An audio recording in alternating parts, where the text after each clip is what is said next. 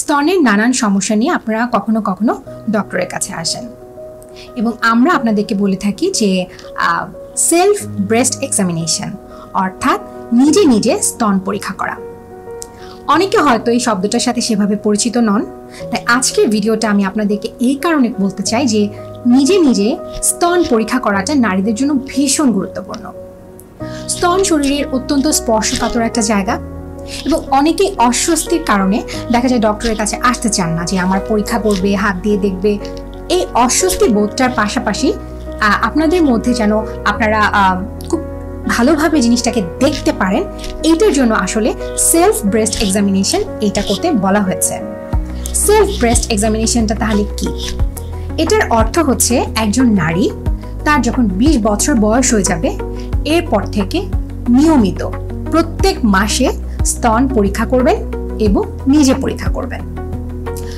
এই তো গেল বয়সটা, অর্থাৎ 20 ইয়ার্স বা 20 বছর থেকে আপনি আপনার স্তনকে পরীক্ষা করা শুরু করবেন। তাহলে এটা কখন করতে হবে? এটা কি মাসের যে কোনো সময় করা যাবে? না। স্তনের যে টিস্যুগুলো থাকে, ভিতর যে বিভিন্ন অংশ রয়েছে, এটা কিন্তু হরমোনের সাথে সম্পর্কিত। অর্থাৎ দেখা যায় মাসিকের আগ দিয়ে একরকম হতে পারে অথবা মাসিকের মাঝের সময় একরকম অনুভূতি হতে পারে।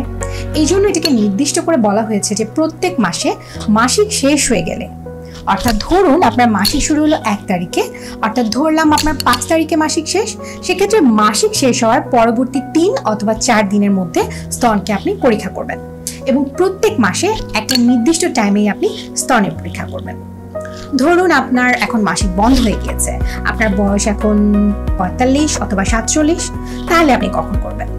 সেক্ষেত্রে আপনি একটি নির্দিষ্ট তারিখ নির্ধারণ করবেন এবং প্রত্যেক মাসে ঠিক ওই সময়টাতে আপনি নিজ হাতে স্তনটা পরীক্ষা করবেন। এখন তাহলে কিভাবে পরীক্ষা করবেন? আমি আপনাদের বোঝার সুবিধার জন্য কয়েকটা ডায়াগ্রাম দিয়ে দিচ্ছি এবং পাশাপাশি মুখে বলে দিচ্ছি। প্রথমত, একটি আয়নার সামনে নিজেকে দাঁড়াতে হবে, স্তনটাকে অনাবৃত করতে হবে, অর্থাৎ আপনাকে নিজেকে নিজে দেখতে হবে। প্রথমে 2 হাত পাশে রাখতে হবে ঠিক এভাবে, এরপরে কোমরে রাখতে হবে এবং এরপরে 2 হাত মাথার পিছনে রেখে আপনাকে 3 ভাবে স্তনটাকে দেখতে হবে। আমরা কি দেখব? আমরা দেখব স্তনের আকৃতি, পাশাপাশি আমরা দেখব আপনার স্তনে যে চামড়াটা আছে এটাতে কোনো পরিবর্তন আছে কিনা, কোনো জায়গা লাল হয়ে গিয়েছে কিনা, কোনো জায়গার চামড়া কুঁচকে গিয়েছে কিনা, অথবা কোনো স্তনকে আরেকটার থেকে অতিরিক্ত অস্বাভাবিকভাবে বড় দেখাচ্ছে কিনা। পাশাপাশি যে নিপলটা থাকে সেই কালো অংশটুকুকে আমরা দেখব এবং এখানে কোনো ধরনের চামড়ার পরিবর্তন অথবা নিপলটা অর্থাৎ স্তনের যে বোটাটা থাকে এটা কোনো কারণে যদি দেখা যায় ভিতরের দিকে ঢুকে গেছে, যেটাকে আমরা রিট্র্যাক্টেড হওয়া বলি, এই ধরনের কোনো পরিবর্তন আছে কিনা এটা অত্যন্ত মনোযোগ দিয়ে দেখতে হবে। এরপরে কি করতে হবে? এরপরে হচ্ছে আমরা হাত দিয়ে দেখব, অর্থাৎ নিপলটাকে চাপ দিয়ে আমরা দেখব এখান থেকে কোনো ধরনের কোনো তরল পদার্থ অর্থাৎ রক্ত হতে পারে, পানি জাতীয় হতে পারে, সাদা দুধের মতো হতে পারে, কিছু আসছে কিনা। এই হচ্ছে আমাদের প্রথমে স্তনটাকে দেখা। এরপর আপনাকে যেটা করতে হবে, একটি চেয়ারে বসতে হবে।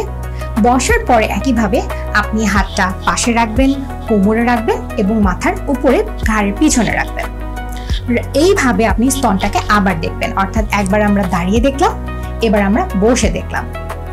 আমরা সাধারণত বলে থাকি যখন আপনি গোসল করবেন ঠিক এই স্টেপগুলো আপনি সেই সময় আয়নার সামনে করবেন।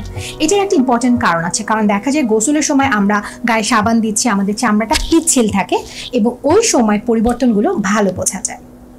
এবার আসুন, আমরা তো চোখে দেখলাম, এবার আমাদের হাত দিয়ে ফিল করার পালা। আমাদের এই 3টি আঙ্গুল অর্থাৎ যেটাকে আমরা ইন্ডেক্স ফিঙ্গার বলে থাকি, তর্জনী, মধ্যাঙ্গুলি আর হচ্ছে আরেকটা আমাদের অনামিকা, অর্থাৎ এই 3টা ফিঙ্গার, এই 3টা আঙ্গুল দিয়ে আমরা স্তনের চামড়াটা দেখব। ডান হাত দিয়ে বাম পাশের স্তন এবং বাম হাত দিয়ে ডান পাশের স্তনটাকে পরীক্ষা করতে হবে। এটা আপনি যেটা করবেন, প্রথমত দাঁড়িয়ে আয়নার সামনে ডান হাত দিয়ে বাম পাশের স্তনের যেটা আমাদের অ্যাক্সিলা বা বগলতলা আছে সেখান থেকে শুরু করে সম্পূর্ণ স্তনটাকে আপনি পরীক্ষা করবেন এবং এটাকে আমরা একটি নির্দিষ্ট পয়েন্ট থেকে ঘুরিয়ে ঘুরিয়ে পরীক্ষা করে থাকি এবং 3টা আঙ্গুল দিয়ে আমরা বোঝার চেষ্টা করি যে এই যে আমরা স্তনটাকে দেখছি ভিতরে কোনো চাকা বা অনিয়মিত কোনো কিছু আমি হাতে পাচ্ছি কিনা। এটি কিন্তু খুবই গুরুত্বপূর্ণ। একইভাবে আমি বাম হাত দিয়ে পরবর্তীতে ডান স্তনটা দেখব। এই হলো আপনার দাঁড়িয়ে দেখা। এবার যেটা আপনাকে করতে হবে, একটি ফ্ল্যাট সারফেস অথবা একটি বিছানা শক্ত জায়গায় শুতে হবে এবং একই নিয়মে আপনি ডান হাত দিয়ে বাম স্তন এবং বাম হাত দিয়ে ডান পাশের স্তনটা পরীক্ষা করতে হবে। পাশাপাশি আমাদের বগলতলার ভিতরে যে অংশটা থাকে, এখানে লিম্ফ নোড নামে কিছু জিনিস আছে যেগুলো যদি কারো স্তনের ক্যান্সার থাকে এগুলো বড় হয়ে যেতে পারে। এই ক্ষেত্রে বগলতলাটা আমাদের ভালো মতো এক্সামিনেশন করে দেখতে হবে। এটা মোটামুটি গেল সেলফ ব্রেস্ট এক্সামিনেশন।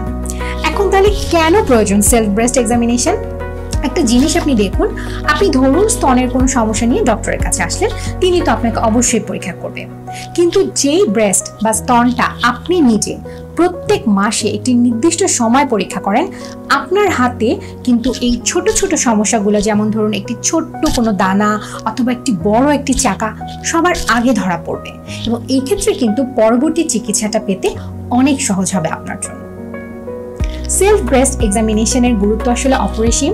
আমি আপনাদের সুবিধার জন্য কিছু ডায়াগ্রাম দিয়েছি, এগুলো ইন্টারনেট থেকে কালেক্টেড। পাশাপাশি আপনারা এটা বোঝার জন্য ইউটিউবে দেখতে পারেন, বিভিন্ন সেলফ ব্রেস্ট এক্সামিনেশনের ভিডিও আছে, যে কোনো একটি ভিডিও আপনারা দেখবেন এবং সেই অনুযায়ী আপনারা আপনাদের স্তনকে অবশ্যই প্রত্যেক মাসে পরীক্ষা করবেন। এবং যদি আপনাদের কাছে কোনো ধরনের সন্দেহ মনে হয়, অবশ্যই ডক্টরের সাথে কথা বলবেন।